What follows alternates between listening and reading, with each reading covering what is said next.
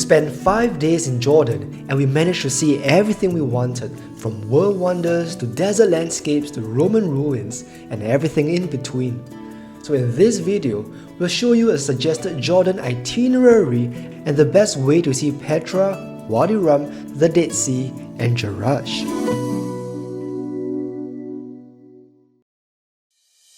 Our 5-day journey kicked off in Amman, Jordan's dusty but exciting capital. Our hotel was right across the street from the Roman theater, one of the city's top landmarks, visible from our room balcony. So just minutes later, we were standing inside the 6,000-seat 2nd century amphitheater constructed when Amman was a booming empire named Philadelphia. Unlike many other Roman theaters, this one is built in the heart of the city, surrounded by city life. It's also carved into a steep hillside, offering a dramatic view of the stage and the city beyond. The city has lots of things to see, but because we arrived late afternoon, we only had time for one attraction today. For the rest of our Amman sightseeing, we will be doing on day 4 and 5. By the way, we have a more detailed Amman travel guide video. Do check it out on our channel. So for what's left of our day, we decided to head to Amman's Old Downtown and try Jordan's national dish, mansaf, before calling it an early night, because tomorrow we will be up at the crack of dawn for the next leg of our adventure. To get around Jordan, we decided to hire a driver for the next few days. It was the only way to fit everything into our schedule, and although it's pricey, it ended up being a good decision. Our driver Mohammed was very professional and even showed us a few hidden gems we didn't know about. So our first stop was Mount Nebo, only an hour away from Amman. At first glance, it's a simple hill, but it actually holds deep biblical significance. According to the Bible, this is where Moses stood to see the promised land before he died. To see the same view, find this platform with the serpent sculpture, and from here, you can look out to the Jordan Valley, the Dead Sea, and on clear days, even Jerusalem. I'm not religious by any stretch, but it was still a surreal experience. On top of Mount Nebo, there's also the Moses Memorial Church, built over a 4th century monastery dedicated to Moses. Inside, you'll find amazing Byzantine mosaics which date back to 530 CE. Next, Muhammad asked if we wanted to check out a mosaic workshop, and we agreed. He brought us to a store where you can see craftsmen creating mosaics entirely by hand, piece by piece. Since they are handmade, the mosaics aren't cheap. The smallest one we saw was 70 dinar, which is nearly $100 and totally above our budget. We didn't end up buying anything, but the artwork was very beautiful. Just 15 minutes from Mount Nebo is Madaba, home to the Church of St. George and its most famous treasure, the Madaba map. This 6th century mosaic shows a detailed layout of the Holy Land and is considered the oldest surviving map of the region. When we visited, the church was still under construction, which took away some of the mystic.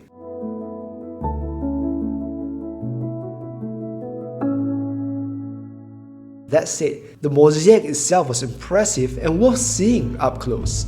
Next was a 2-hour drive through small towns, open desert, and endless blue skies to reach Petra.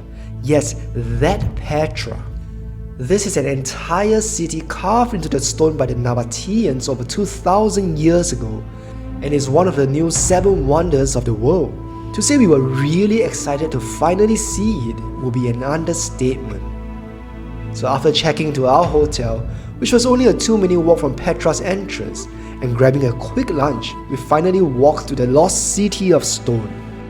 Once at the ticket office, we found that we didn't need a guide. There are pamphlets with trail maps and explanations in multiple languages, which was really helpful. Now, getting to the heart of Petra is a masterclass in building anticipation. You enter through the Sikh, a narrow gorge where cliffs soar up to 80 meters and every twist and turn heightens your sense of excitement. Then comes the review, the treasury, perfectly framed by the canyon walls like a breathtaking cinematic climax. This is the iconic view you will see in almost every photo of Petra. Legend says an Egyptian pharaoh hid treasure in an urn on top of the entrance, but in reality, evidence suggests the treasury was more likely a mausoleum. It's amazing how much of the intricate details are still intact despite being more than 2,000 years old.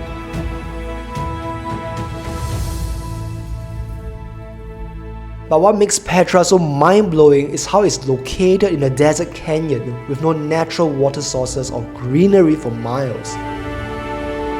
Yet, the Nabateans turned this harsh landscape into a thriving trade hub for over 5 centuries.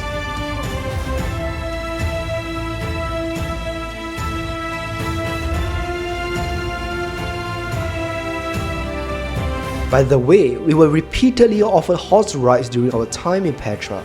However, some locals had warned us about taking on free rides or offers of welcome tea, so we stayed cautious and politely declined. These rides can be helpful if you are tired or have mobility issues, but just know there's usually an extra hidden cost in the form of expected tips. Now, earlier in the day, we had also bought tickets to Petra by Night, their evening show. So instead of exiting Petra and returning later, we stayed inside past closing time inside the cozy tea house. They had instant noodle and hot tea and allowed us to hang out for a while.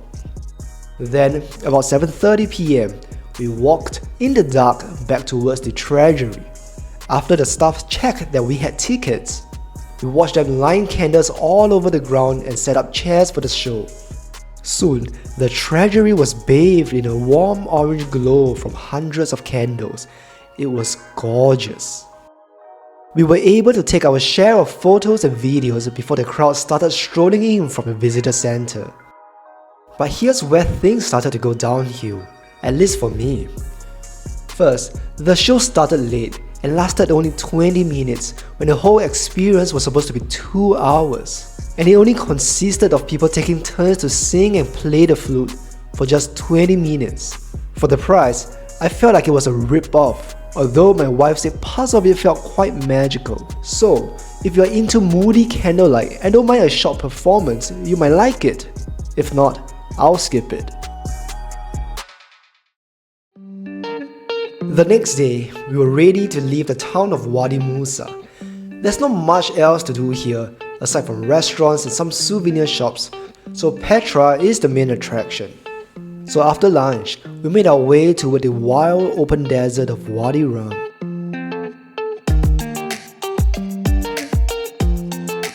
Nicknamed the Valley of the Moon, Wadi Rum is famous for looking out of this world, so much so that films like Dune and The Martian were shot here.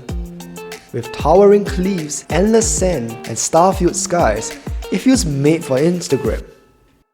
But what we were most excited about was where we stayed. In the middle of the desert, these Martian-like tents are a sight to behold.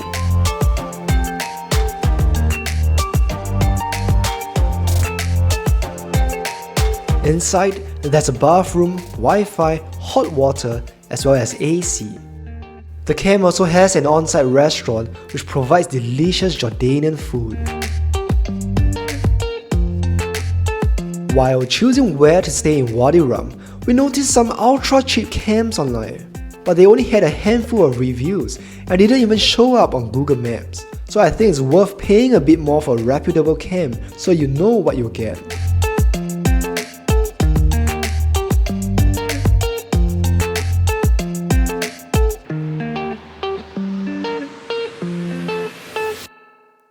For the afternoon, we booked a 2-hour jeep tour with the camp, which cost around 25 dinar per person, including dinner.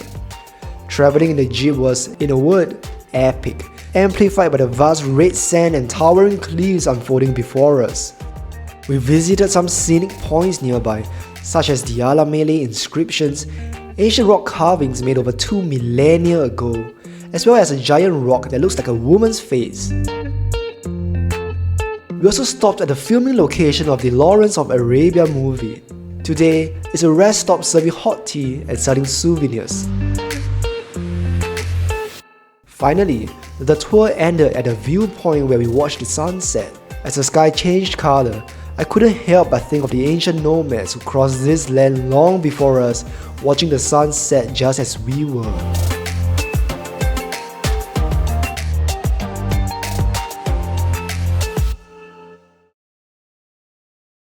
Early the next day, we were back on the road, this time to the lowest point on earth. The Dead Sea is about a 4-hour drive from Wadi Rum, and our driver Muhammad initially suggested taking us to a Dead Sea resort. But since we only wanted a quick dip, we didn't want to pay for a room or an overpriced day pass, so he recommended taking us to a public beach. Before that, he made a quick detour to show us a stone formation said to be the wife of Prophet Lot. Locals believe it's a powerful place to make a wish, and according to Muhammad, many of his past clients had theirs come true. Other people seem to be here for the same reason, so with nothing to lose, we too made our own wishes while walking across the parking lot.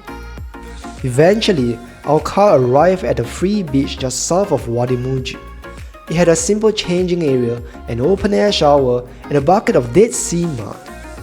Entry to the beach is free, but the use of the mud and shower costs 10 dinar per person. So while our driver waited, a friendly dog followed us down to the beach. The area was definitely quite messy, with litter scattered around, something you won't see at a fancy resort. Once at the bottom, we were met with sparkling salt crystals instead of sand, and it just looked so cool.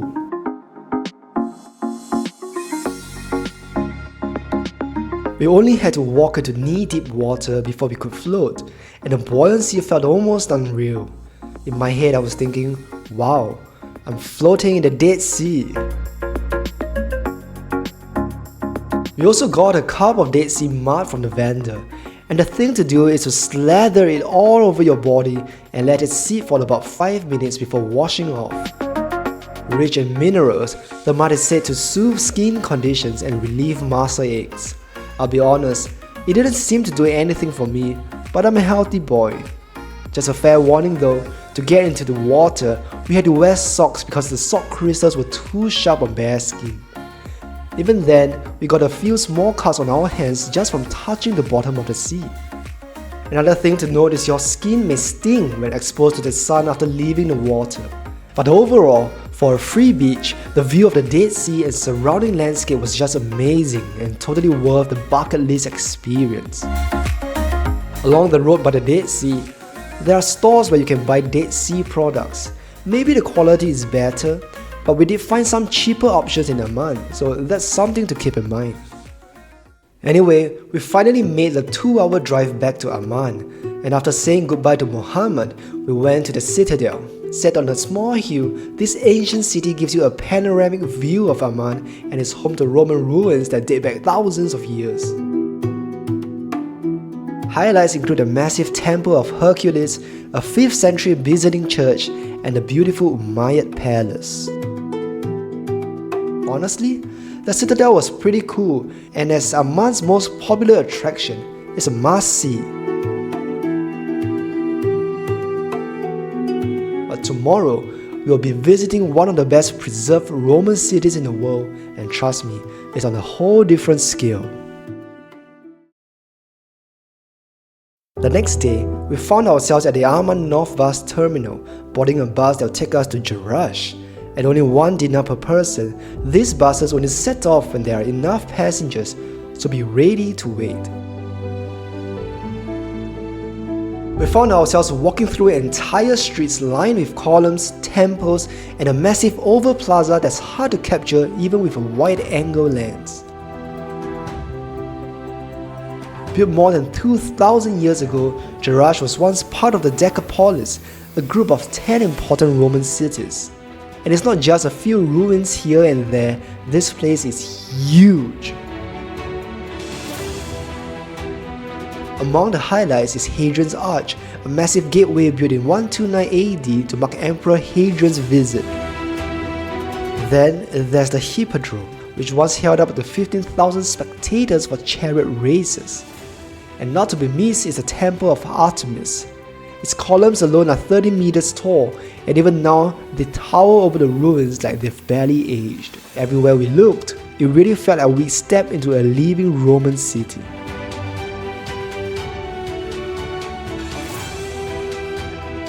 Now, we visited during the off-season, so there was barely a crowd. One thing to note though is at the South Theater, a man kept insisting to take photos for us. We declined many times, but he kept saying it was free. So we posed for a few photos, and at the end, he asked for a tip afterward. Was it annoying? Yes, but at least we have some quirky photos to remember the incident by. Back in Amman, we had some time before dinner, so we decided to check out Rainbow Street, an artsy neighborhood full of cafes, international restaurants, and street art.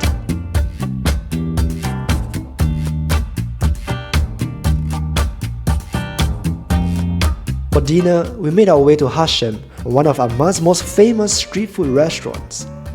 Cheap, fast-free, and delicious, it was a great way to end our whirlwind Jordan adventure. If you're planning to follow our 5-day Jordan itinerary, getting the Jordan Pass is one of the easiest ways to save money. It covers over 40 attractions, including many of the places we visited in this video. We got a basic Jordan Pass for 70 dinar, and right away, it waives Jordan's 40 dinar entry visa fee.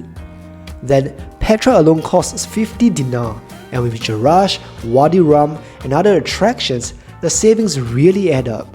By the way, we actually did much more in Amman.